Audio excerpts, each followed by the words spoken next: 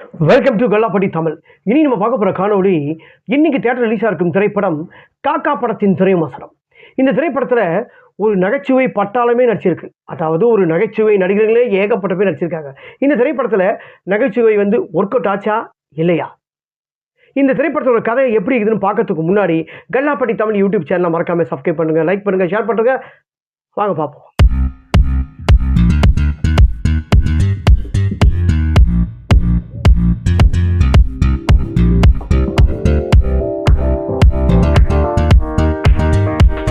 இந்த திரைப்படத்தில் இன்னிகோ பிரபாகர், சென்ராயன், முனிஷ்காந்த், கூல் சுரேஷ், அப்புக்குட்டி மற்றும் பலர்.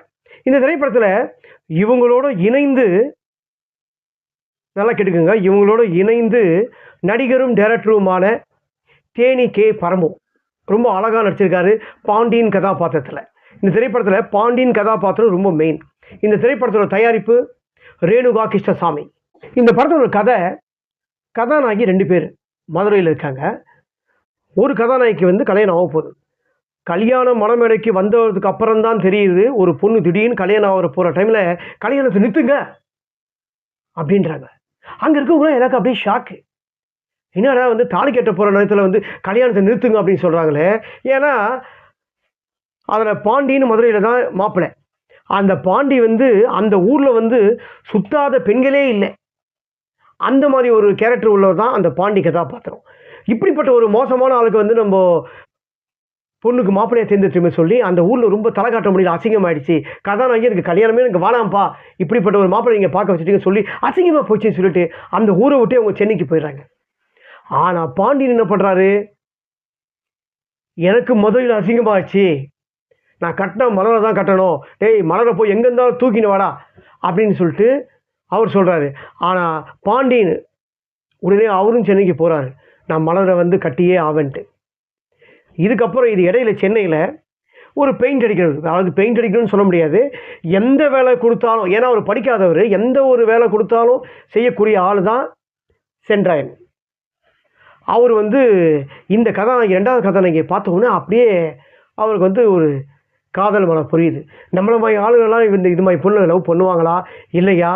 ஏன்னா அவர் பேரே அவர் ஏற்கனவே எப்படி இருப்பாருங்க தெரியும், பேரே கருப்பேன், கருவாயன், அப்படி தான் எல்லாம் கூப்பிடுறாங்க, எல்லாம் பண்ணுறாங்க. அந்த மாதிரி இருக்கும்போது இவர் காதலிப்பாளா இல்லையான்னு சொல்லிட்டு அவங்களுக்குள்ளே ஒரு டவுட்டு. அவங்க கூட இருக்கிற ஃப்ரெண்ட்ஸுங்களாம், உனக்கு போய் இப்படிப்பட்ட ஒரு பொண்ணு லவ் பண்ணுமாயா அப்படின்னு சொல்லிட்டு அப்புக்குட்டிலாம் சொல்கிற கிண்டல் பண்ணுறாரு. அப்புக்குட்டியும் ஐடியா கொடுக்குறாரு காதலுக்கு. இதுக்கிடையில் இன்னொன்று கதாநாயகன் தான் நம்ம இவர் இன்னிகோ பிரபாகர். அவர் நல்ல நல்ல விஷயங்கள்லாம் பண்ணியிருக்காரு, பொது சேவை எல்லாம் பண்ணிட்டு செடி மரம் நடுவாங்க பார்த்தீங்களா, அது எப்படி நடக்கணும்னு சொல்லிட்டு இருப்பாங்க, அந்த மாதிரி கேரக்டர். இதுக்கு இடையில் கல்யாணமே வானான்னு சொன்னவங்க அவங்களுக்கு கல்யாணம் பண்ணாங்களா இல்லையா? ஏன்னா அவங்கள இந்த பாண்டி அவங்க தொலை குத்துனே இருப்பாங்க கதாநாயகிலாம் அவங்க குடும்பத்துக்கும். இதுக்கப்புறம் இந்த படத்தில் கல்யாணம் நடந்ததா இல்லையா? சென்றாய் கதாநாயகன் அவர் கல்யாணம் பண்ணாரா இல்லையா? இன்னொன்று கதாநாயகன் கல்யாணம் நின்று போனவங்க கல்யாணம் கட்டினாங்களா இல்லையா? அதுதான் இந்த திரைப்படத்தோட முழு திரைப்படமும். இந்த படம் ஒரு 2 ஹவர் 5 நிமிஷம் தான் ஓடுது. ஆனால் 2 ஹவர் 5 நிமிஷம் இந்த திரைப்படம் ஸ்பீடாக ஓடுது. First half Lekha, second half Lekha அப்படின்னு சொல்லாத அளவுக்கு இந்த திரைப்படம் ரொம்ப அழகாக போகுது. நம்ம இது மாதிரி ஒரு திரைப்படத்தில் நம்ம லாஜிக்லாம் பார்க்க தேவையில்லை. இந்த திரைப்படத்தில் உள்ள தியேட்டரில் நம்ம போனால் ஜாலியாக படத்தை பார்த்து வந்துடலாம். ஏன்னா அப்படிப்பட்ட சீன்ஸுக்கெலாம் திரைப்படத்தில் சீக்வன்ஸ்லாம் நல்லாவே இருக்குது. இந்த திரைப்படத்தில் இத்தனை நகைச்சுவை நடிகை நடிச்சிருக்காங்க. இந்த படம் சிரிப்பு இல்லாமல் இருக்கும், அந்த அளவுக்கு சிரிப்பாக இருக்குது. அதுவும் ஃபர்ஸ்ட் ஹாஃபை விட செகண்ட் ஹாஃப் இன்னும் படமே இந்த படத்தில் சூப்பராக இருக்குது. ஏன்னா செகண்ட் ஹாஃப் இந்த திரைப்படத்தில் முனிஷ்காந்த்லாம் நல்லாவே நடிச்சிருக்காரு.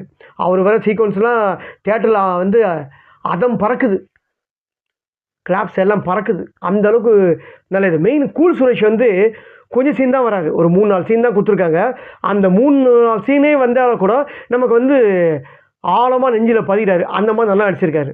ஏன்னா அந்த கதை பிரகாரம் அந்த படத்தில் அவங்க கொஞ்சம் வயசு அதிகம், ஆனால் எனக்கு கல்யாணமே ஆகலையே சொல்லிட்டு ரொம்ப வருத்தமாக இருப்பார்.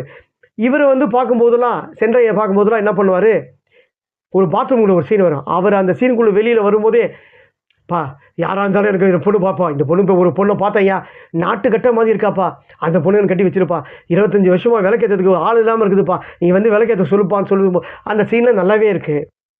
அதுவும் முனிஷ்காந்த் வர சீன்ஸ் எல்லாமே நல்லா இருக்குது. மகாநதி துலக்கான வந்து ஒரு இன்ஸ்பெக்டர் ரோல், அந்த இன்ஸ்பெக்டர் ரோல் கிட்ட வந்து ஒரு முக்கியமான சீன்ஸுங்களாம் ஒரு பந்தா காட்டின் பேசுகிற சீன்ஸ்லாம், ஏன்னா அரசியல்வாதி, ஆனால் அந்த அரசியல்வாதி இருந்தாலும் டம்மி அரசியல்வாதி, அவர் வந்து அது ஒரு கெத்து காட்டுவார். அந்த மாதிரி சீன்ஸுங்களாம் அந்த படத்தில் நல்லாவே இருக்குது. டைலாக்ஸ்லாம் நல்லா எழுதியிருக்காரு. தேனி கே பரமு வந்து நல்லா எழுதியிருக்காரு. ஏன்னா வந்து கதை, திரைக்கதை, வசனம், டைரக்ஷன் எல்லாமே தேனி கே பரமு தான். அதாவது நடிகரும் டைரக்டருமான தேனி கே பரமு. இந்த படம் தான் அவருக்கு ஃபஸ்ட்டு மூவி, அதாவது டைரக்ஷன் வந்து ஃபஸ்ட்டு மூவி. இப்போ நான் வந்து ஃபஸ்ட்டு மூவின்னு தெரியாத அளவுக்கு டைரக்டர் வந்து அந்த அளவுக்கு நல்லா எடுத்திருக்காரு. எந்த ஒரு டைரக்டர் ஆகட்டும், ஒவ்வொரு டைரக்டரும் ஒவ்வொரு புதுசாக அறிமுகமாகும் போது எதனா ஒரு டிஃப்ரெண்ட்டான கண்டுபிடிப்பாங்க. ஆனால் தேனி கே பரமு அழகாக வந்து தேர்ந்தெடுத்திருக்காரு. ஏன்னா இன்னைக்கு ஸ்டேஜில் வந்து உள்ள தேட்டருக்குள்ளே போயிட்டு வந்தால் படம் வந்து நம்ம அழுதுட்டு வர்றதோ, ஏதாவது முக்கியமான கருத்து சொல்கிறதோ அதெல்லாம் இல்லாமல் இந்த திரைப்படத்தை தேட்டருக்குள்ளே உள்ளே போய் காசு கொடுத்து வாங்கி போனால் எந்த விதமான கவலைகளும் இல்லாமல் படத்தை வந்து அழகாக ஜாலியாக சிரிச்சிட்டு வெளியே வருவாங்க. அந்த மாதிரி இந்த திரைப்படத்தை, முதல் திரைப்படத்தை கே பரமு வந்து ரொம்ப அழகாக வந்து தேர்ந்தெடுத்திருக்காரு. நல்ல டைரக்ஷன் பண்ணியிருக்காரு. முக்கியமாக அந்த பாண்டி கதாபாத்திரம் இவர் தான் நடிச்சிருக்காரு. அந்த பாண்டி கதாபாத்திரம் அவர் ஃபர்ஸ்ட் ஹாஃபில் விட செகண்ட் ஹாஃப் ரொம்பவே அழகாக நடிச்சிருக்காரு. ஏன்னா செகண்ட் ஹாஃப் தான் நிறைய சீன்ஸ் இங்கே வருது அவருக்கு. ரொம்பவே நல்லா இருக்குது, சூப்பராக இருக்குது, நல்லா பண்ணியிருக்காரு. அவர் வந்து நடிகராகவும் நல்லா வரணும். ஏன்னா நம்ம வந்து உள்ளே போனால் எந்த விதமான கவலைகளை வந்து வச்சுருந்தா எல்லாம் நிறைய பேர் தேட்டருக்கு வருவாங்க. ஒவ்வொருத்தரும், எல்லாரும் சொல்லலை, கவலைகள் இருக்கும். உள்ளே நம்ம தேட்டர் உள்ளே போனால் வெளியில் வரும்போது ஜாலியாக சிரிச்சிட்டு வருவாங்க. படம் அந்தளவுக்கு ஜாலியாக, காமெடி நல்லா இருக்குது. ஏன்னா நிறைய ஆர்டிஸ்ட்டு, முனிஷ்காந்த் நல்லா பண்ணியிருக்காரு, கூல் சுரேஷ் நல்லா பண்ணியிருக்காரு, அப்புக்குட்டி நல்லா பண்ணியிருக்காரு, சென்ட்ராய் நல்லா பண்ணியிருக்காரு. ஏன்னா சென்ட்ராய் தான் இந்த படத்தில் வந்து கதாநாயகனே, அவர் தான். அனைவரும் எனக்கு தெரிஞ்சு இந்த திரைப்படத்தை அவர் தான் வந்து கதை ஃபுல் ஸ்கோப் கொடுத்து எடுத்திருக்காரு. முதல்ல தயாரிப்பாளர்களுக்கும் ரேணுகா கிருஷ்ணசாமிக்கும் இந்த படத்தை வந்து டைரக்ஷன் பண்ண பாருங்கள். கதை, திரைக்கதை, வசனம், டைரக்ஷன் கே பரமு, அவருக்கு தான் சென்ட்ராய் வந்து நன்றி சொல்லணும். ஓகேங்களா? நல்லா அவரை வச்சு நல்லா எடுத்திருக்காரு. எப்படி நடிக்க வைக்கணுமோ அந்தளவுக்கு ரொம்ப திறமையாக நடிக்க வச்சுருக்காரு. ஸோ அவர் இந்த திரைப்படம் மட்டும் இல்லை, அடுத்து, ஏன்னா புதுசாக வர எத்தனையோ இளைஞர்கள் சரி, கேமராமேன் சரி, எடிட்டர் சரி, எல்லாரும் ஏதாவது ஒன்று சாதிக்கணும் அப்படின்னு சொல்லிட்டு வருவாங்க. இந்த நம்ம தான் அவரை அந்த மாதிரி புதுசாக வரவங்களுக்கு திரைப்படத்தை போய் நல்ல திரைப்படமாக அவங்களும் எடுத்து தியேட்டரில் வந்து ஆடியன்ஸை வர வைக்கணும்.